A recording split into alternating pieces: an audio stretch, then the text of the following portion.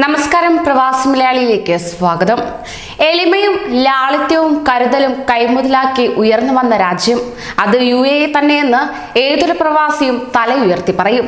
പെറ്റമ്മയെ പോലെ തന്നെ പോറ്റമ്മയ്ക്കാകാൻ കഴിയുമെന്ന് ഓരോ പ്രവാസിയെയും തെളിയിച്ച രാഷ്ട്രം. കൊറോണ വ്യാപനത്തിൽ പതറാതെ UAE മുന്നോട്ട് തന്നെ. ലോകരാഷ്ട്രങ്ങൾക്ക് അത് നൽകുന്ന ആത്മവിശ്വാസം ചെറുതൊന്നുമല്ല. UAEയുടെ സ്വപ്ന പദ്ധതിയായ ഹോപ്പ് പ്രോപ്പ് 20-ന് പുലർച്ചെ 1:58 ചൊവ്വയിലേക്ക് കുതിച്ചുയരും. 2 തവണ മാറ്റിവെച്ച ദൗത്യമാണ് 20-ന് നടത്താൻ നിശ്ചയിച്ചിരിക്കുന്നത്. ജൂലൈ 15-നും 17-നുമായിരുന്നു ഹോപ്പിന്റെ വിക്ഷേപണം നടത്താൻ നിശ്ചയിച്ചിരുന്നത്. എന്നാൽ ജപ്പാനിലെ താനേഗാഷിമ ഐലാൻഡിലെ മോശം കാലാവസ്ഥയെ തുടർന്ന് 2 തവണയും നീട്ടിവെക്കുകയായിരുന്നു. 20-നും 22-നും ഇടയിൽ നടത്തുമെന്നായിരുന്നു പിന്നീട് അറിയിച്ചിരുന്നത്. ജപ്പാൻ തലസ്ഥാനമായ ടോക്കിയോയിൽ നിന്ന് 1000 കിലോമീറ്റർ അകലെയുള്ള താനേഗാഷിമ ഐലാൻഡിൽ കനത്ത മഴയും കാറ്റും തുടർന്നതിനാലാണ് തീയതി മാറ്റേണ്ടി വന്നത്.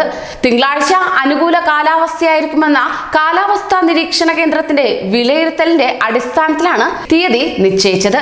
ജപ്പാൻ സമയം രാവിലെ 6:58-നാണ് വിക്ഷേപിക്കുന്നത്.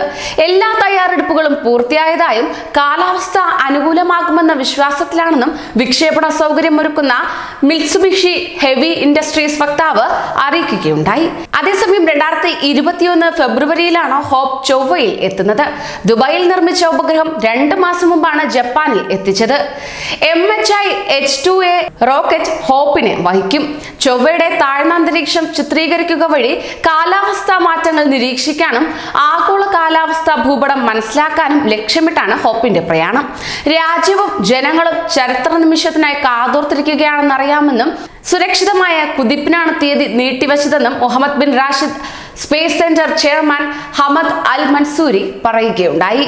കൂടുതൽ പ്രവാസി വാർത്തകൾക്കായി ഈ ചാനൽ സബ്സ്ക്രൈബ് ചെയ്യൂ.